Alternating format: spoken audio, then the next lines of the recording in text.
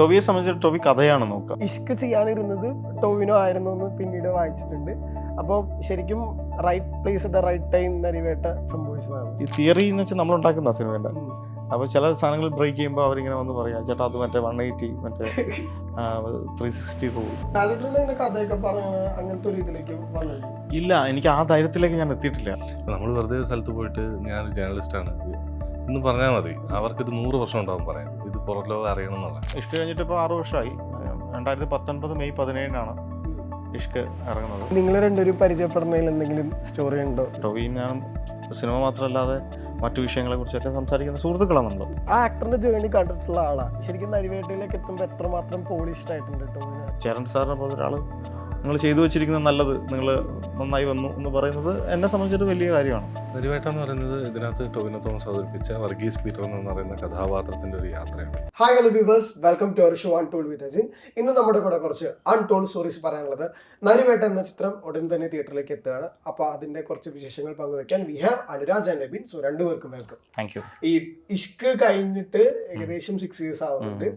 അപ്പോൾ ശരിക്കും ഇഷ്ക് ഇറങ്ങിയ ടൈം ഭയങ്കര അടിപൊളി ടൈമായിരുന്നു. കാരണം റൈറ്റ് ആഫ്റ്റർ കുമ്പളങ്ങി വന്നൊരു ഷൈൻ നിഗം സിനിമ. അതേസമയം ഈ പറഞ്ഞ കോവിഡ് വന്നുകൊണ്ട് ഒരുപാട് പേര് വിസിബിലിറ്റി കിട്ടിയൊരു സിനിമയായിരുന്നു പാൻഡിൻ ഇതില്. അപ്പോൾ ആ ഡയറക്ടറിന്റെ അടുത്ത പടം എപ്പോഴായിരിക്കും എന്നുള്ള ചോദ്യങ്ങൾ കുറെ സ്ഥലത്ത് ഉണ്ടായിരുന്നു ഈ 6 വർഷം.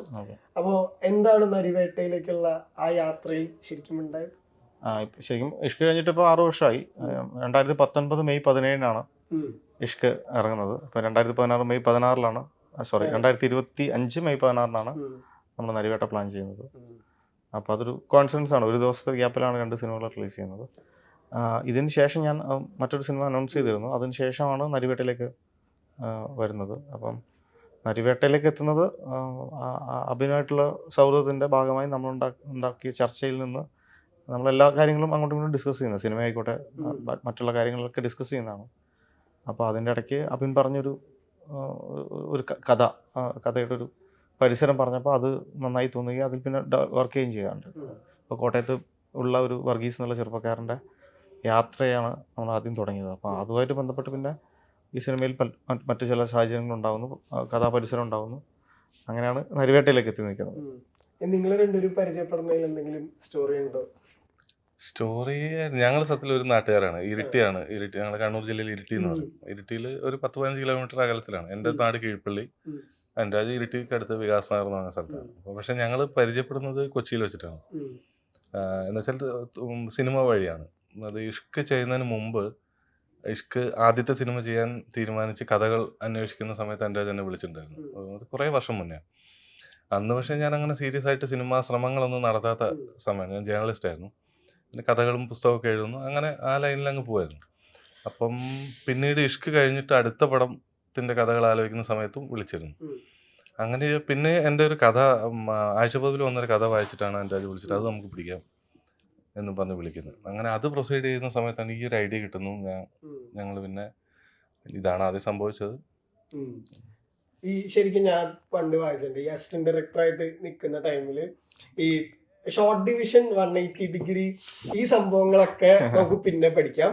പക്ഷെ എന്നാൽ അത്രയും ആളുകളെ മാനേജ് ചെയ്യുക എന്നുള്ള സംഭവമാണ് ഞാനിപ്പോഴും അസിസ്റ്റന്റ് ഡയറക്ടറായിട്ട് നിൽക്കുമ്പോൾ ഞാൻ ആദ്യം പഠിക്കാൻ ശ്രമിച്ചതെന്ന് പറയാറുണ്ട്. കാരണം എൻ്റെ എക്സ്പീരിയൻസിന് ഏറ്റവും കൂടുതൽ സിനിമ ചെയ്യുമ്പോൾ ഏറ്റവും ഹെൽപ്ഫുൾ ആയിട്ടുള്ളത് അത് തന്നെ. ഇപ്പോഴും ആ പ്രോസസ്സ് തന്നെയാണ്. ആക്ച്വലി ഇന്നും നമ്മൾ ഉണ്ടാക്കുന്ന തിയറിയുടെ നാളത്തെ സിനിമയുടെ ഫിലിം തിയറി ആക്ച്വലി അത് ആ ഡയറക്ടറിനെ ഡിപ്പെൻഡ് ചെയ്തിരിക്കും. പക്ഷെ നമ്മൾ ഈ പറയുന്ന ഇപ്പം ഫിലിം സ്കൂളിൽ നിന്ന് ഇപ്പം ഞാൻ വർക്ക് ചെയ്യുന്ന സമയത്ത് നമ്മുടെ അസിസ്റ്റന്റ് ആയിട്ട് നിൽക്കുന്നവർ കുറച്ച് ആൾക്കാരൊക്കെ ഫിലിം സ്കൂളിൽ നിന്നൊക്കെ വരും. പ്രാക്ടിക്കൽ സെൻസ് വളരെ കുറവായിരിക്കും. പക്ഷെ അതിൻ്റെ അകത്തുനിന്ന് അവരുണ്ടാക്കിയ ഒരു പ്രാക്ടിക്കൽ സെൻസ് അവരുണ്ടാവുകയും ചെയ്യും. പക്ഷേ മലയാള സിനിമയെ സംബന്ധിച്ചിട്ട് ഞാൻ മലയാള സിനിമയെക്കുറിച്ച് എനിക്ക് പറയാൻ പറ്റുള്ളൂ. ഞാൻ മലയാളത്തിൽ മാത്രമേ വർക്ക് ചെയ്തിട്ടുള്ളൂ. അപ്പം നമ്മളിപ്പോൾ വർക്ക് ചെയ്യുമ്പോൾ നമ്മുടെ താഴെയുള്ള അസിസ്റ്റന്റ് ഡയറക്ടേഴ്സ് ഈ പറയുന്ന എല്ലാ റൂളും പരിപാടിയൊക്കെ പഠിച്ച് ആയിരിക്കും വരുന്നുണ്ടാവും. മറ്റ് പ്രാക്ടിക്കൽ ജോബ് അവർ കുറച്ച് വീക്കായിരിക്കും. അപ്പം നമ്മൾ ഭയങ്കര കോൺസെൻട്രേറ്റഡ് ജോലി ചെയ്യുന്ന സമയത്ത് ചില സാധനങ്ങൾ ഈ തിയറി എന്ന് വെച്ചാൽ നമ്മൾ ഉണ്ടാക്കുന്ന സിനിമേൻ്റെ.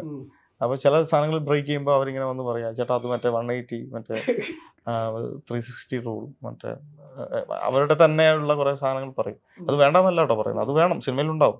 ബോധപൂർവം അത് സംഭവിക്കാൻ പാടില്ല. നമ്മൾ ഭയങ്കരമായി അതിൽ കോൺസെൻട്രേറ്റ് ചെയ്താൽ നമ്മുടെ സിനിമയുടെ സോള് നഷ്ടപ്പെട്ടു പോകും. അതാ ഞാൻ അന്ന് പറഞ്ഞ സാധനം അതാണ്. അപ്പോൾ ഒരു മഴ പെയ്താൽ മതി, നമ്മൾ ഇന്നലെ രാത്രി മുഴുവൻ ഇരുന്ന പ്ലാൻ എല്ലാം മാറും. ഇപ്പം മേജർ ആർട്ടിസ്റ്റൊക്കെ ആണെങ്കിൽ ഉച്ചയ്ക്ക് ശേഷം ഒരു ആർട്ടിസ്റ്റ് ഇല്ല, കോമ്പിനേഷൻ സീനാണ് എടുക്കേണ്ടത്, മഴ പെയ്തു. അപ്പം നമ്മൾ ഈ റൂൾസ് എല്ലാം നമ്മൾ ബാഗിൽ പെട്ടിയിൽ പൂട്ടി വെക്കേണ്ടി വരും. അപ്പോൾ പ്രാക്ടിക്കലി നമുക്ക് എന്ത് ചെയ്യാൻ പറ്റും, മഴയ്ക്ക് എന്താണ് അഡീഷണലി ആ സീൻ എടുക്കാൻ പറ്റാതെ മറ്റൊരു സീൻ എങ്ങനെ പ്ലാൻ ചെയ്യാൻ പറ്റും, അല്ലെങ്കിൽ അത് ഔട്ട്ഡോർ സീൻ എങ്ങനെ ഇൻഡോറിലേക്ക് റീപ്ലാൻ ചെയ്യാൻ പറ്റും എന്നുള്ളത് ഡയറക്ടറായിട്ട് ഇരിക്കുക. ഇത് അസിസ്റ്റന്റ് ഡയറക്ടറിന്റെ ജോലി കേട്ടോ, സംവിധായകനൊന്നും അറിയേണ്ട കാര്യമില്ല. ആ സംവിധായകൻ അതിനു വേണ്ടിയിട്ടാണ് ആൾക്കാരെ വെച്ചിരിക്കുന്നത്. ഒരു നല്ല സഹസംവിധായകനാവേണ്ട ക്വാളിറ്റിയാണ് പറഞ്ഞത്. ഡയറക്ടർ ആയാൽ പോലും ഈ പ്ലാൻ മാനേജ്മെന്റ് ഭയങ്കര ഇമ്പോർട്ടൻ്റാണ്. പ്ലാൻ മാനേജ്മെന്റും കൂടി ചേർന്നാണ് സംവിധാനം. ഇത്രയും പേരെ നമ്മൾ മാനേജ് ചെയ്യണം. അപ്പം അതും കൂടി പഠിച്ചാൽ മാത്രമേ പൂർണ്ണനാവൂ എന്നുള്ള രീതിയിലാണ് ഞാനത് പറഞ്ഞത്. അപ്പം നല്ല ഫിലിം മേക്കറിന്റെ ക്വാളിറ്റി എന്ന് പറയുന്നത് ആ ചെയർ ശരിക്കും ഹോട്ട് ചെയറാണ് ആ ചെയർ. പക്ഷെ ആ ചൂട് നമ്മൾ പുറത്തേക്ക് കാണിക്കാതെ കൺട്രോൾ ചെയ്ത് ഇത്രയും പേരെ മാനേജ് ചെയ്ത് എല്ലാ പ്രതിസന്ധികളെയും കറക്റ്റ് ടാക്കിൾ ചെയ്ത് ബഡ്ജറ്റ് ഫ്രണ്ട്ലി ആയിട്ട് സിനിമ തീർക്കുക എന്നുള്ളതിന് നമ്മളെ ലിഖിതമായിട്ട് എഴുതി വെച്ച തിയറികൾ മാത്രം കൊണ്ട് നടക്കില്ല. അതിന് പ്രാക്ടിക്കൽ എക്സ്പീരിയൻസും കൂടെ വേണം എന്നാണ് ഞാൻ അന്ന് പറഞ്ഞത്. ഈ ശരിക്കും സെവൻത് ഡേയിലാണ് ടോവിനോട് ഫസ്റ്റ് അതെ അതെ കറക്റ്റ്. ഇഷ്ക് ചെയ്യാനിരുന്നത് ടോവിനോ ആയിരുന്നു പിന്നീട് വായിച്ചിട്ടുണ്ട്. അപ്പോൾ ശരിക്കും right place at right time Narivetta സംഭവിച്ചതാണ്. അതെ, ഇതിനിടയ്ക്ക് നമ്മൾ എല്ലാ ദിവസവും അല്ലെങ്കിൽ പോലും നമ്മൾ സംസാരിക്കുന്ന ആൾക്കാരാണ് ടോവിയും ഞാനും. സിനിമ മാത്രമല്ലാതെ മറ്റു വിഷയങ്ങളെ കുറിച്ചൊക്കെ സംസാരിക്കുന്ന സുഹൃത്തുക്കളാണ് നമ്മൾ. അപ്പം ടോവിയുടെ അടുത്ത് നമ്മൾ പിന്നെ ഇഷ്കിന് ശേഷം ആ കഥയ്ക്ക് ശേഷം പിന്നെ പോകുന്ന കഥ ഏതാണ്ട് 4 വർഷത്തിന് ശേഷം 5 വർഷത്തിന് ശേഷം പോകുന്ന കഥ ഇതാ. അപ്പം എനിക്ക് ടോവി എന്നുള്ള സുഹൃത്തിനെ, ടോവി എന്നുള്ള ആക്ടറിനെ എങ്ങനെ നന്നാക്കി പ്രസൻറ്റ് ചെയ്യാൻ പറ്റും, ഞാനും ഇത്രയും കാലം കഴിഞ്ഞിട്ടൊരു സിനിമ ചെയ്യുന്നത്. അപ്പം എനിക്കും അത് ഗുണം ചെയ്യണം, സിനിമയ്ക്കും ഗുണം ചെയ്യണം, ടോവിക്കും അത് ഗുണം ചെയ്യണം, ടോട്ടൽ പ്രൊഡക്ഷൻ കമ്പനിക്ക് അത് ഗുണം ചെയ്യണം എന്ന തരത്തിലുള്ളൊരു കഥയും കൊണ്ടാണ് നമ്മളവിടെ പോകുന്നത്. അപ്പം അത് കേട്ടെന്ന് തന്നെ ടോവിക്ക് അത് ചെയ്യാൻ ആ പിക്ക് അവൻ എടുത്തു. എന്താ പറയുക, ആ ചോയ്സ് എന്നുള്ള സാധനം ഉണ്ടല്ലോ, ഒരു സംവിധായകൻ ഒരു കഥയും കൊണ്ട് വരുന്നു, അത് ചെയ്യണോ വേണ്ടോ എന്ന് തീരുമാനിക്കുന്നത് ചിലപ്പം 2 ദിവസം കഴിഞ്ഞിട്ടാവാം, ചിലപ്പം അപ്പം തന്നെ ആവാം. അപ്പം ടോവി അന്ന് തന്നെ ആ സമയത്ത് തന്നെ ആ കഥ ചെയ്യുന്നു എന്ന് പറഞ്ഞു. അതാണ് ആ ടോവിയുടെ നേരത്തെ അഭിൻ പല സ്ഥലത്തും പറയുന്നുണ്ടായത് എസ്. ആ ടോവിയുടെ എസ് ആണ് സിനിമയുടെ ഫസ്റ്റ് പോയിന്റ്. അതിനുശേഷമാണ് നമ്മൾ പ്രൊഡ്യൂസറിലേക്കും മറ്റു ടെക്നീഷ്യൻ പരിപാടിയിലേക്കും പോകുന്നത്. ഫസ്റ്റ് ടോവിയാണ്. ഞാൻ എപ്പോഴും അങ്ങനെയാണ് ശ്രമിക്കാറ്. ആദ്യം ആർട്ടിസ്റ്റിനെ പോയി കഥ പറയുക, അതിനുശേഷം പ്രൊഡക്ഷൻ ഹൗസിലേക്ക് പോവുക എന്നുള്ളതാണ്. അപ്പോൾ കുറച്ചും കൂടി നമുക്ക് ലിബർട്ടി ഉണ്ട്. ഇപ്പൊ ഈ ശരിക്കും താരതമ്യേന പുതുമുഖമായിട്ട് സിനിമയിൽ വരുന്ന ആൾക്കും അസിസ്റ്റന്റ് ഡയറക്ടറിനും തമ്മിൽ ഭയങ്കര ഒരു കെമിസ്ട്രി ഉണ്ടാവുന്ന എപ്പോഴും കേട്ടിട്ടുണ്ട്. അപ്പൊ അന്നും ഈ ടോവിനോ എന്ന് പറഞ്ഞ ആക്ടറിന്റെ ഒപ്പം ചേർത്ത് വെക്കുന്ന ഒരു കാര്യം ഈ കൺവിക്ഷനും ഹാർഡ് വർക്കുമാണ്. എപ്പോഴും ടോവിനോടെ ഹാർഡ് വർക്ക്, ടോവിനോ ഭയങ്കരമായിട്ട് ആ റോളിന് വേണ്ടി ഇടുന്ന എഫേർട്ട് നമുക്ക്.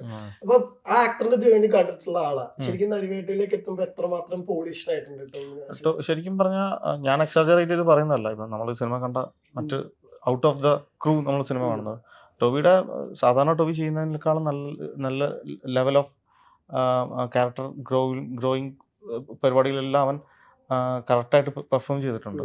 ഇമോഷൻ, കോൺഫ്ലിക്ട്സ്, ഇതൊക്കെ കറക്റ്റ് ടേക്ക് ചെയ്യാന്ന് പറയുന്ന സാധനം അവൻ ചെയ്തിട്ടുണ്ട്. നമുക്കത് കാണുമ്പോഴും ആഫ്റ്റർ പോസ്റ്റ് പ്രൊഡക്ഷൻ കഴിഞ്ഞിട്ട് ഈ ഘട്ടത്തിൽ നിൽക്കുമ്പോൾ പോലും നമുക്കത് അഡ്രസ്സ് ചെയ്യാൻ പറ്റുന്നുണ്ട്. ആ ടോവി നന്നായിട്ട് ചെയ്തിട്ടുണ്ട്. ആൾക്കാർ പറയുന്നത് നമ്മൾ ഓർഹിയർ ചെയ്യുന്നുണ്ട്. ടോവി ഇപ്പം ട്രെയിലർ വന്നതിന് ശേഷം അത്തരത്തിലുള്ള കമന്റ്സുകൾ നമ്മൾ കാണുന്നുണ്ട്. അപ്പോൾ അത് ടോവിയുടെ ഹാർഡ് വർക്കിൻ്റെയും കൂടെ ഔട്ട്പുട്ടാണത്. ഈ ശരിക്കും എന്താ നരിവേട്ട ഡിസ്കസ് ചെയ്യുന്ന ഒരു ടോപ്പിക്? ശരിക്കും നരിവേട്ട എന്ന് പറയുന്നത് ഇതിനകത്ത് ടോവിനോ തോമസ് അവതരിപ്പിച്ച വർഗീസ് പീറ്റർ എന്ന് പറയുന്ന കഥാപാത്രത്തിന്റെ ഒരു യാത്രയാണ്. അത് നമ്മളെപ്പോഴൊക്കെ സാധാരണ ഒരു കുട്ടനാട്ടിലെ ഒരു ഗ്രാമത്തിലുള്ള ഒരു ചെറുപ്പക്കാരൻ, അയാളൊരു ഘട്ടത്തിൽ പോലീസാവുന്നു. പിന്നെ പോലീസായി കഴിയുമ്പോൾ സാധാരണ ജീവിതമല്ലല്ലോ, നമ്മൾ സാധാരണക്കാരനായ ഒരു ചെറുപ്പക്കാരൻ എല്ലാ ദിവസവും കാണുന്ന ആളുകളെ അല്ല ഒരു പോലീസ് ഓഫീസർ കാണുന്നത്. അതിൽ തന്നെ ഒരു കോൺസ്റ്റബിളായിട്ടാണ് ജോലിക്ക് കയറുന്നത്. അങ്ങനെ ഇയാൾ നടത്തുന്ന ഒരു യാത്രയാണ്. യാത്ര ഇൻ ദ സെൻസ് ഇയാളുടെ ജീവിതത്തിലുണ്ടാകുന്ന സംഭവങ്ങൾ. അതാണ് ഈ സിനിമ. അതിനകത്ത് പ്രശ്നങ്ങളുണ്ട്, പ്രതിസന്ധികളുണ്ട്, അതിനെ ഓവർകം ചെയ്യുന്ന രീതിയുണ്ട്, അതിനെ ടാക്കിൾ ചെയ്യുന്നതുണ്ട്, അതിനിടയിലുണ്ടാകുന്ന ഇമോഷണലായ ഭയങ്കര ഇമോഷണൽ മൊമെൻറ്റുകളുണ്ട്.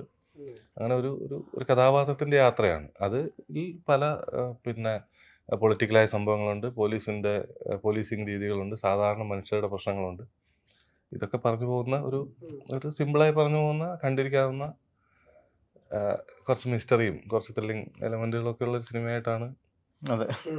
ഇപ്പൊ ഈ ട്രെയിലർ വന്നു കഴിഞ്ഞിട്ട് ഇൻസ്പയർഡ് ബൈ ട്രൂ ഇവന്റ്സ് ഉണ്ടല്ലോ. അപ്പൊ ട്രെയിലറിനോട് ചേർത്ത് വെക്കുന്ന ഒരുപാട് സംഭവങ്ങൾ നമ്മുടെ നാട്ടിൽ ഇതിനു മുമ്പ് സംഭവിച്ചിട്ടുണ്ട്. അതിന്റെ പേരെടുത്ത് പലരും കമന്റുകളായിട്ട് പറയുന്നുണ്ട്. അപ്പം ഇത്തരം ട്രൂ ഇവന്റ്സുകളെ ബേസ് ചെയ്ത് വരുമ്പോഴത്തേക്കും എങ്ങനെ അതിന്റെ ഒരു പ്രഷർ ബാരിയർ ഉണ്ടല്ലോ, ടു റൈറ്റ് സംതിങ് റെസ്പോൺസിബിലിറ്റി എന്ന് പറഞ്ഞിട്ടുള്ള ഒരു കാര്യം, അത് ശരിക്കും ഉണ്ടായിട്ടുണ്ടോ റൈറ്റിംഗ് പ്രോസസ്? ഞാൻ ബേസിക്കലി അങ്ങനെ ഈ ഒരു ഇവന്റിനെ ബേസ് ചെയ്തിട്ട് ഒരു സിനിമ ഉണ്ടാക്കാമെന്ന് വിചാരിച്ച് തുടങ്ങിയതല്ല. ഈ ഒരു ക്യാരക്ടർ കിട്ടിയ ക്യാരക്ടറിനൊപ്പം നടത്തിയ ഒരു പോക്ക. അപ്പോൾ ഒരു പർട്ടിക്കുലർ ഒരു ക്യാരക്ടർ ഇങ്ങനെ ഡെവലപ്പ് ചെയ്ത് വരുമ്പം ഇയാളൊരു സിറ്റുവേഷനിൽ എത്തണം. അപ്പോൾ ആ സിറ്റുവേഷൻ എന്തായിരിക്കും എന്നുള്ള ആലോചനയിൽ നിന്നാണ് ഒരു ഭൂസമരത്തിൽ എത്തിപ്പെടുന്ന ഒരു പോലീസുകാരൻ എന്നുള്ള ഒരു പ്ലോട്ട് പോയിന്റിലേക്ക് വരുന്നത്.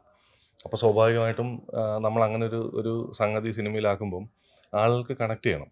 ഇപ്പം നമ്മുടെ സമീപകാലത്തൊന്നും അങ്ങനെ ഒരു സമരം നടന്നിട്ടില്ല. എനിക്ക് തോന്നുന്നു 2008 മറ്റാണ് നന്ദിഗ്രാം ഇഷ്യൂ നടക്കുന്നത്. 2009 മുൻപ് എന്താണ് പിന്നെ ബംഗാളിൽ. അതിനുശേഷം സത്യത്തിൽ ഇന്ത്യയിൽ അങ്ങനെ ഒരു ഭൂസമരം എന്താ പറയുക വലിയ രീതിയിൽ ചർച്ച ചെയ്യപ്പെട്ടിട്ടില്ല.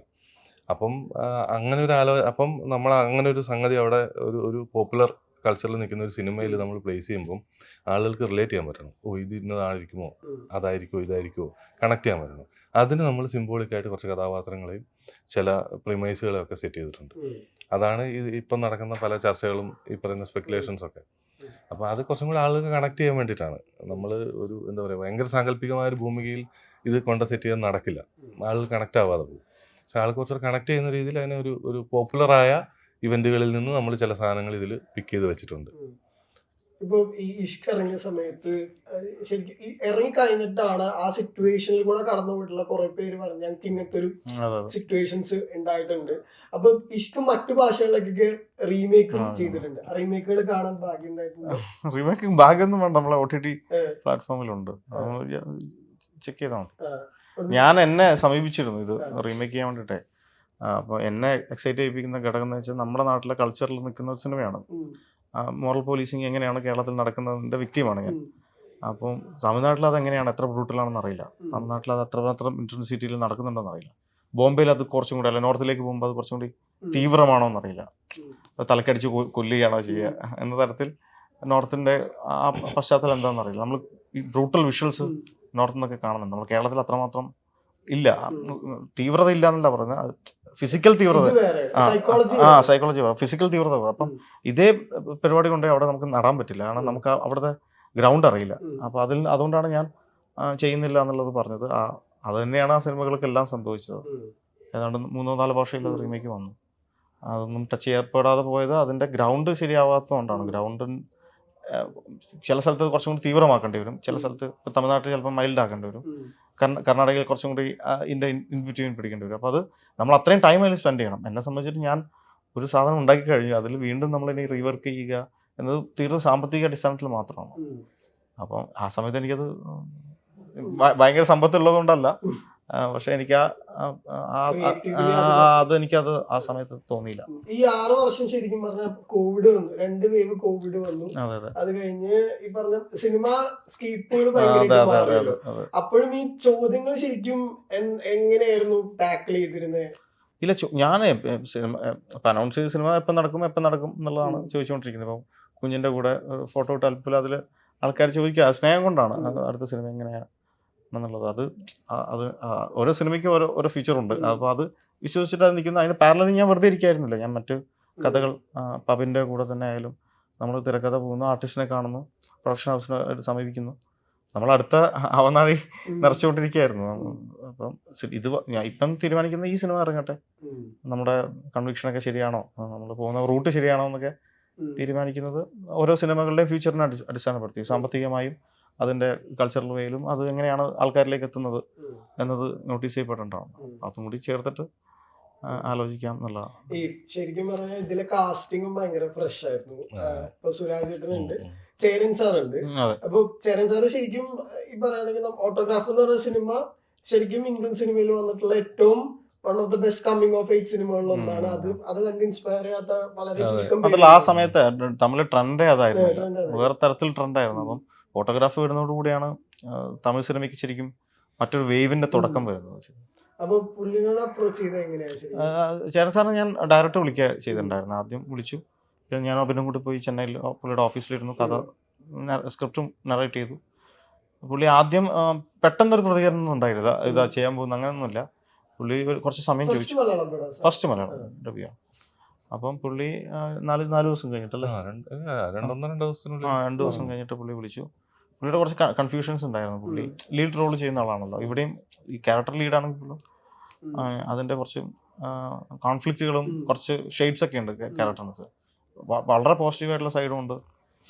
ആസ് എ ഒബീഡിയൻ പോലീസ് ഓഫീസറാണ്. അപ്പം അത്തരം പരിപാടികളൊക്കെ ഉള്ളതുകൊണ്ട് പുള്ളിയുടെ കുറച്ച് കൺഫ്യൂഷൻസ് ഒക്കെ ഉണ്ടായിരുന്നു. പക്ഷേ ആ കൺഫ്യൂഷൻ എല്ലാം മാറിയിട്ടാണ് പുള്ളി ഇതിൻ്റെ ഡബിന് വന്നപ്പം പുള്ളി ടോട്ടൽ സിനിമ കണ്ടു. പുള്ളി ഭയങ്കര സന്തോഷത്തോടു കൂടിയാണ്. പിന്നെ പുള്ളി അത്യാവശ്യം നല്ല ഫിലിം മേക്കറും കൂടിയാണല്ലോ. അപ്പം അതുകൊണ്ടാണ് പോസ്റ്റ് ഇട്ടത് ശരിക്കും ഡബിങ് കഴിഞ്ഞ. അതെ അതെ അതെ, അത് സാറ് തന്ന ആ പോസിറ്റിവിറ്റിയിൽ നമ്മൾ ഇട്ടതാ. നല്ലതായി എന്ന് പറയുന്നത് ചേരൻ സാറിനെ പോലെ ഒരാള് നിങ്ങൾ ചെയ്തു വെച്ചിരിക്കുന്നത് നല്ലത്, നിങ്ങൾ നന്നായി വന്നു എന്ന് പറയുന്നത് എന്നെ സംബന്ധിച്ചിട്ട് വലിയ കാര്യമാണ്. അപ്പൊ ആ എക്സൈറ്റ്മെന്റിലാണ് അങ്ങനത്തെ ഒരു പോസ്റ്റ് ഒക്കെ. ഷൂട്ടിന്റെ സമയത്തും പുള്ളി ഷൂട്ടില്ലാത്ത ദിവസമൊക്കെ വന്നിരിക്കുമായിരുന്നു രാവിലെ തൊട്ട്. അതെ അതെ അതെ, സാറിന് ഷൂട്ടില്ലാത്ത ദിവസം പോലും രാവിലെ വരികയും സെറ്റിൽ വന്നിരിക്കും, വർത്താനം പറയും. അങ്ങനെ വളരെ പോസിറ്റീവായൊരു, അത് ആ സിനിമയുടെ പരിസരം അങ്ങനെ ആയതുകൊണ്ടാണ്. നെഗറ്റീവായിട്ടുള്ള സ്പേസ് ആണ്, ആരും വരില്ലല്ലോ. ക്രിക്കറ്റ് കളിക്കാൻ പോകുന്നതും അതെ അതെ, അതൊക്കെ ഫ്രീ ടൈം. അല്ല, ഷൂട്ട് കഴിഞ്ഞിട്ട് പലപ്പോഴും എനിക്ക് പോകാൻ പറ്റാറില്ല. എന്ന് വെച്ചാൽ നമ്മൾ ഈ ലൊക്കേഷൻസ്, ഒരു ലൊക്കേഷൻ ഷൂട്ട് ചെയ്തുകൊണ്ടിരിക്കുമ്പോൾ അതിൻ്റെ ഉച്ചയ്ക്കത്തെ സമയത്തൊക്കെ നമ്മൾ അടുത്ത ലൊക്കേഷൻ പരിപാടിക്ക് പോകും, റക്കി പരിപാടിക്ക് പോകും. അപ്പോൾ ഇത് വയനാട് ആയതുകൊണ്ട് തന്നെ കുന്ന്, മല, കാട്, ഡീപ്പ് ഫോറസ്റ്റ് ഒക്കെയാണ് ഷൂട്ട് ചെയ്തിരിക്കുന്നത്. അപ്പം എൻ്റെ വാച്ചിൽ ശരിക്കും കിടക്കാൻ നോക്കുമ്പോൾ ഏതാണ്ട് 22,000 സ്റ്റെപ്സ് ആണ് ഒരു ദിവസം. എക്സാജറേറ്റ് ചെയ്ത് പറയുന്നതല്ല, നടന്നിട്ട് തന്നെ മാർഗമുള്ളൂ, വേറെ വഴികളില്ല. ഇറങ്ങി നടക്കുക എന്നുള്ളതാണ്. അപ്പോൾ കാടുകൾക്കുള്ളിൽ മനസ്സിലുള്ളൊരു ഇമേജിൻ്റെ ഒരു 50% കിട്ടുന്ന തരത്തിൽ നടക്കുക എന്നുള്ള. ഏതാണ്ട് ആ കാട് മുഴുവൻ ആ ബീനാച്ചി എസ്റ്റേറ്റ് എന്നുള്ളൊരു കാടാണ്. ഏതാണ്ട് 500-700 ഏക്കർ എന്തോ ഉണ്ടത്. അത് മുഴുവൻ നടന്നതാണ്. നമ്മളതിൻ്റെ അകത്ത് കാട്, കാട്ടരുവി, മുളങ്കാടുകൾ സിനിമയിലുണ്ട്, അത് പല സ്ഥലത്തും ഉണ്ട്. അപ്പോൾ അങ്ങനെ എക്സ്പ്ലോർ ചെയ്തിട്ട് വൈകുന്നേരം ക്രിക്കറ്റും കൂടി എന്നെ സംബന്ധിച്ചിട്ട് പഞ്ചാബി ഹൗസിലെ ഹരിശ്രേഷവും പറയുന്ന സാധനമാണ്. അല്ല, ഈ ശരിക്കും ഈ ടോവിനോടെ കരിയറിൽ തന്നെ ഇപ്പൊ അദ്ദേഹം ഓൾവേസ് വെൽക്കം ടു ഒരു ഗ്രേ ഷെയ്ഡ് ഒരു ക്യാരക്ടേഴ്സ്. ഇപ്പൊ മുമ്പ് നമ്മൾ കളയിലാണെങ്കിലും നാരദനിലൊക്കെ ആണെങ്കിലും ഇപ്പൊ പുള്ളി പോസിറ്റീവ് മാത്രമല്ല, ഒരു ക്യാരക്ടറാണ് പുള്ളി എപ്പോഴും മുമ്പിലേക്ക് വെക്കുക. ഇപ്പൊ നരിവേട്ട ട്രെയിലർ കണ്ടപ്പോഴും ആ ഒരു ഗ്രേ ഷെയ്ഡ് പലരും സ്പോട്ട് ചെയ്തിട്ടുണ്ടായിരുന്നു. അതും അങ്ങനത്തെ ഒരു ഇതാണോ, നറേറ്റീവ് ആണോ പുള്ളിയോട് പറഞ്ഞത്? ടൊവിയെ സംബന്ധിച്ച് ടൊവി കഥയാണ് നോക്കുക. കഥ എന്താണ് കഥ, ആ കഥയിൽ അയാൾക്ക് എന്ത് ചെയ്യാനുണ്ട് എന്നത് മാത്രമേ നോക്കുള്ളൂ. ഗ്രേ വൈറ്റ് ഷെയ്ഡ് ഒന്നും അവനെ സംബന്ധിച്ചിട്ട്, ഡാർക്ക് ഷെയ്ഡ്സ് ഒന്നും അവനെ എനിക്ക് തോന്നുന്നില്ല. കഥ എന്ത് പറയുന്നു, ആ കഥയിൽ അവൻ എന്ത് ചെയ്യാനുണ്ട് എന്ന എക്സൈറ്റ്മെന്റ് മാത്രമേ ടൊവിയെ മുന്നോട്ട് നയിക്കുന്നുള്ളൂ. എല്ലാ കഥയിലും, എല്ലാ സിനിമയിലും അതെ. നിങ്ങൾ എടുത്തു നോക്കിയോളൂ, എന്തെങ്കിലുമൊക്കെ ആയിട്ട് പുള്ളിക്ക് ട്രൈ ചെയ്യാനുള്ള എന്തെങ്കിലും പരിപാടി ഉണ്ടോ നോക്കും. അതിന്റെ ഭാഗമായിട്ടാണ് ഈ സിനിമയിൽ നമ്മൾ ടൊവി എടുത്ത് പറയാന്ന് പറഞ്ഞത്. അത് പിടിച്ചു. ഈ പോലീസ് മുമ്പും ചെയ്തിട്ടുണ്ട്, ജസ്റ്റ് ഒരു പോലീസ് സ്റ്റേഷൻ. അതെ അതെ, അന്വേഷിപ്പിനും കൽക്കൊക്കെ കുറച്ചും കൂടി എനിക്ക് തോന്നുന്നു ടൊവി ചെയ്ത പോലീസ് ഓഫീസേഴ്സിൽ കുറച്ച് ഡോമിനേറ്റിംഗ് ആണ്. അപ്പ് ആൻഡ് ഡൗൺസ് ഉണ്ടെങ്കിൽ പോലും ഒരു പോലീസ്മാൻ എന്നുള്ള ഡോമിനേറ്റിംഗ് പരിപാടി. ഇതിൽ ഡോമിനേഷൻ അപ്പുറത്ത് ഇയാളുടെ ഒരു കോൺഫ്ലിക്റ്റിലൂടെ ഇയാൾ പോകുന്ന യാത്രകൾ ഭയങ്കര കാണാൻ രസമുള്ളതാണ്. അതായത് ഓരോ സീനിലും അടുത്ത സീനിലേക്ക് പോകുമ്പോൾ അത് വ്യത്യാസം നമുക്ക് മനസ്സിലാവും. അത്രമേൽ നല്ലതാണ്. അപ്പൊ ഞാൻ തന്നെ ഇത് പറയുന്നത് എന്തോ ഒരു ചളിപ്പ് ഫീൽ ചെയ്യുന്നത്. വളരെ ഇന്റൻസ് ആയ പെർഫോമൻസ് ആണ്, ഭയങ്കര ഇന്റൻസിറ്റി ഉള്ള പെർഫോമൻസ് ആണ്. അപ്പൊ അത് നാട്ടുകാരാണല്ലോ പറയേണ്ടത്, അപ്പൊ നമ്മൾ തന്നെ ഇരുന്നിട്ട്. അല്ല, ഇപ്പൊ ഈ എംപുരാൻ റിലീസിന്റെ അന്നൊരു പോസ്റ്റ് ഇപ്പൊ ഫേസ്ബുക്ക് ഇല്ലാത്തതുകൊണ്ട് നീട്ടി പോസ്റ്റ് ചെയ്താറില്ല. അപ്പൊ എംപുരാൻ റിലീസിന്റെ അന്ന് പോസ്റ്റ് ഇട്ടിട്ടുണ്ടായിരുന്നു. അപ്പൊ മുമ്പ് ലാലേട്ടന്റെ ഒപ്പം അശ്വിനോടെ ഒക്കെ വർക്ക് ചെയ്തിട്ടുണ്ട്. ശരിക്കും ഇപ്പൊ നമ്മൾ എംപുരാൻ കഴിഞ്ഞപ്പോ തുടരും കഴിഞ്ഞ് നിൽക്കുക. അപ്പൊ ശരിക്കും നമ്മുടെ ഇൻഡസ്ട്രിയിൽ ഒരു ഭയങ്കര പ്രൗഡ് മൂവ്മെന്റ് ഉണ്ടാവുമല്ലോ. ലാലേട്ടന്റെ സിനിമകള് വരുന്നു, അത് വലിയ വിജയങ്ങളാവുന്നു. അതിന്റെ ഒരു എക്സൈറ്റ്മെന്റ് ശരിക്കും ആസ് എ ഡയറക്ടർ. അത് ഞാൻ അന്ന് എഴുതിയ സാധനം അത് തന്നെയാണ്. ഈ തിയേറ്റർ വ്യവസായം എന്ന് പറയുന്നത് നമ്മൾ ഓരോ ഇൻഡിവിജ്വലും, അതായത് ഇപ്പം തിയേറ്ററിന്റെ പുറത്ത് കടല വറുത്ത് വിറ്റ് ജീവിക്കുന്ന ചേട്ടൻ അടക്കമുള്ള ആൾക്കാരെ സിനിമ സ്വാധീനിക്കുന്നുണ്ട്. അപ്പം സിനിമ ചലനാത്മകമാകുന്നു എന്ന് കേൾക്കുമ്പോൾ ഉണ്ടാകുന്ന സന്തോഷം വെറുതെ സിനിമ കാണാൻ പോകുന്നവർക്ക് മാത്രമുള്ളതല്ല. അതിൻ്റെ പുറത്ത് ഓട്ടോ ഓടിക്കുന്ന ആൾക്കാരുണ്ടാവും, അങ്ങനെ ഇത് ചലിപ്പിക്കുന്നത് വളരെ വൈഡായിട്ടുള്ള ആൾക്കാരെ ജീവിത ശൈലിനും കൂടി ഇത് സിനിമ ബാധിക്കുന്നുണ്ട്. അപ്പം സിനിമകൾ നന്നായി ഓടുന്നു എന്ന് പറഞ്ഞാൽ സിനിമകൾ തിയേറ്ററിലേക്ക് ആൾക്കാർ വരുന്നു.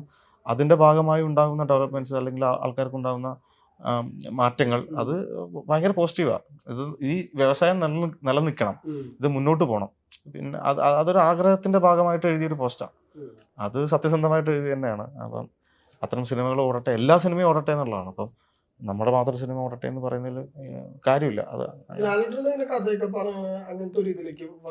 ഇല്ല, എനിക്ക് ആ ധൈര്യത്തിലേക്ക് ഞാൻ എത്തിയിട്ടില്ല. എന്ന് വെച്ചാൽ ഞാൻ പറഞ്ഞല്ലോ, ഞാൻ എൻ്റെ ശ്രമങ്ങളെല്ലാം പുതിയ തരത്തിലുള്ള സിനിമകൾ സമീപിക്കുക. എന്ന് വെച്ചാൽ ലാൽ സാറിനെ എൻ്റെ വെച്ചിട്ടൊരു സിനിമ ചെയ്യണമെങ്കിൽ അത്തരത്തിൽ എന്നെ ഉറക്കമില്ലാതെ ലാൽ സാറിനെ ട്രൈ ചെയ്യിപ്പിക്കാനുള്ള ശ്രമം ഉണ്ടാവണം. നമ്മളിങ്ങനെ ഇടയ്ക്ക് സംസാരിച്ചുകൊണ്ടിരിക്കുന്നുണ്ട് പരിപാടികളൊക്കെ. പക്ഷെ സിനിമകൾ ഇപ്പം ആസ് എ ഫിലിം മേക്കർ ഞാനും ലാൽ സാറിൻ്റെ ശ്രദ്ധയിൽ വരണമല്ലോ, അയാൾ കൊള്ളാം എന്ന തരത്തിൽ. അതൊരു കാലം വരും എന്ന് തന്നെയാണ് വിശ്വസിക്കുന്നത്. ഇപ്പൊ ഈ ശേഖരവർമ്മയുടെ ഷൂട്ടിങ്ങിനെ ലൊക്കേഷൻസും കാര്യങ്ങളൊക്കെ ഇതിൽ അപ്ഡേറ്റ് ഇങ്ങനെ വന്നിട്ടുണ്ടായിരുന്നു.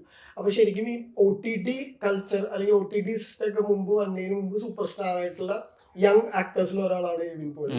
അപ്പൊ നിവിൻ പോളിയുടെ ഒരുപാട് സ്ട്രെങ്ത് ഉണ്ടല്ലോ ആസ് ആൻ ആക്ടർ. ഏറ്റവും കൂടുതൽ ആളുകൾ എക്സ്പ്ലോർ ചെയ്യുന്ന, നമുക്ക് കണ്ട് ഭയങ്കര ഇഷ്ടപ്പെടുന്ന ഒരു കാര്യം അത് തന്നെയായിരുന്നു ശേഖരവർമ്മയുടെ ശരിക്കും ആ ഒരു ക്രക്സില്. ശേഖരവർമ്മ എന്ന് വെച്ചാൽ പെട്ടെന്ന് പറയാൻ പറ്റുന്നതെന്ന് വെച്ചാൽ ശേഖരവർമ്മ നമ്മൾ കൺസീവ് ചെയ്തൊരു നിവിൻ്റെ പ്രോഗ്രാമായിട്ടാണ്. നിവിൻ്റെ ഫ്ലെക്സിബിലിറ്റി, നിവിൻ്റെ ഓഡിയൻസ് ഉണ്ടല്ലോ, അപ്പോൾ ആ ഓഡിയൻസിനെ വെച്ചിട്ടുള്ള പ്രോഗ്രാമാണ്. വേണം നമുക്ക് വെള്ളാനകളുടെ നാട്, വരവേൽപ്പ് പോലെയുള്ള സിനിമകളുടെ ട്രൈ ആണ്, പുതിയ കാലത്തെ ട്രൈ. അതാണ് ട്രൈ ചെയ്തിരുന്നത്. അപ്പം അതിനിപ്പം മുന്നോട്ട് പോവാണ്. പ്രൊഡക്ഷൻ ഹൗസിനായിട്ട് ബന്ധപ്പെട്ട തീരുമാനങ്ങൾ വരണം, പ്രൊഡ്യൂസറാണ് തീരുമാനിക്കേണ്ടത്. അപ്പോൾ അതിന്റെ വെയിറ്റിംഗിന് വേണ്ടി നിൽക്കാം. അതും ഈ പറഞ്ഞ ഈ കാലയളവിൽ മാറിയിട്ടുണ്ട് ശരിക്കും കുറച്ചൊക്കെ. ഇല്ല, റീറൈറ്റിംഗ് നടന്നുകൊണ്ടിരിക്കേണ്ടത്. കറക്ഷൻ 4 കൊല്ലം മുമ്പ് പറഞ്ഞ കഥയല്ലേ ബ്രോ, അപ്പോൾ ഉറപ്പായിട്ടും അതിന് കാലികമായ മാറ്റങ്ങൾ വരണമല്ലോ. ഈ ആസ് എ ജേർണലിസ്റ്റ് നോക്കുക, അപ്പം ഒരുപാട് നാൾ ഇപ്പുറത്തെ സൈഡിൽ നിന്ന ഒരാൾ കൂടെയാണല്ലോ. ശരിക്കും ആ എക്സ്പീരിയൻസ് ഒക്കെ എങ്ങനെയാ റൈറ്റിംഗ് പ്രോസസ്സിലേക്ക് കുറച്ചുകൂടെ ഒക്കെ ഒരു ഇമ്പാക്ട് തന്നത്? അതുണ്ടാവും. എന്ന് വെച്ചാൽ നമ്മള് ഇപ്പം 20-25 വയസ്സിൽ എഴുതിയ പോലെ അല്ലല്ലോ ഒരു 30-ആം വയസ്സിൽ എഴുതുക. നമ്മൾ ചിന്തിക്കുന്നതും അങ്ങനെയല്ല. അപ്പം നമ്മൾ കൂടുതൽ മനുഷ്യന്മാരൊക്കെയാണ്. ജേർണലിസ്റ്റ് ആയതിൻ്റെ ഏറ്റവും വലിയ ഗുണം എന്ന് വെച്ചാൽ നമുക്ക് ഒരുപാട് ആളുകളെ കാണാൻ പറ്റും. ഒരു ദിവസം നമ്മൾ കണ്ടുമുട്ടുന്നത് ആളുകൾ വളരെ കൂടുതൽ. നമ്മളൊരു ഓഫീസിൽ ഇരുന്ന് ജോലി ചെയ്യുന്ന ഒരാൾ ഒരു ദിവസം കാണുന്നതിനേക്കാൾ കൂടുതൽ ആളുകളെ നമുക്ക് കാണാൻ പറ്റും. അവരുടെ ലൈഫ് അറിയാൻ പറ്റും, അവരുടെ പ്രശ്നങ്ങൾ പറയാൻ പറ്റും. നമ്മൾ വെറുതെ ഒരു സ്ഥലത്ത് പോയിട്ട് ഞാനൊരു ജേർണലിസ്റ്റാണ് എന്ന് പറഞ്ഞാൽ മതി, അവർക്കൊരു 100 വർഷം ഉണ്ടാവും പറയാൻ, ഇത് പുറം ലോകം അറിയണം എന്നുള്ള. അപ്പം അങ്ങനെ ഒരുപാട് മനുഷ്യരോട് സംസാരിക്കുന്ന സമയത്ത് നമ്മുടെ ജീവിതം കുറച്ചും കൂടെ നല്ലതാവും, നമ്മുടെ ചിന്തകൾ നല്ലതാവും, നമ്മൾ മറ്റുള്ള ആൾക്കാരെ കാണുന്ന രീതി മാറും. അപ്പം അതൊക്കെ നമ്മുടെ എഴുത്തിനെ സഹായിക്കും. നമുക്ക് കുറച്ചും കൂടെ എന്താ പറയുക, കുറച്ചും കൂടെ ഇൻറ്റൻസ് ആയിട്ട് എഴുതാൻ പറ്റുമെന്നാണ് എനിക്ക് തോന്നുന്നത്. അത് ഈ ജേർണലിസം എന്നെ സഹായിച്ചിട്ടുണ്ട് എല്ലാ അർത്ഥത്തിലും. ഇനിയും ആ ജേർണലിസ്റ്റിക് ഡയറക്ടറിന് കുറച്ച് കഥകൾ വരാനുണ്ട്, ആഗ്രഹമുണ്ട് എഴുതാനുള്ള. പ്യുവർ ജേർണലിസ്റ്റിക് ആയ 1-2 കഥകൾ ആഗ്രഹമുണ്ട് ചെയ്യാൻ. കാരണം ജേർണലിസം വെച്ചിട്ടുള്ള സിനിമകൾ സത്യത്തിൽ വളരെ കുറവാണ് മലയാളത്തിൽ വന്നിട്ടുള്ളത്. ഇപ്പോൾ റീസെൻ്റ്ലി ആണെങ്കിൽ അങ്ങനെ വരുന്നുമില്ല. ഇപ്പം 1-2 ത്രില്ലിംഗ് ആയ. അപ്പോൾ May 16 നരിവേട്ട തിയേറ്ററിലേക്ക് എത്തുകയാണ്. അപ്പോൾ എല്ലാവിധ ആശംസകളും നേരുന്നു. അപ്പോൾ എത്രമാത്രം ഈ പറഞ്ഞ പോലെ സെർച്ചിലൊക്കെ ചോദിക്കുന്നുണ്ടെന്ന് അറിയില്ല, really excited for his second film എന്നുള്ളത്. അപ്പോൾ all the best for Narivetta. അപ്പോൾ thank you for the timing.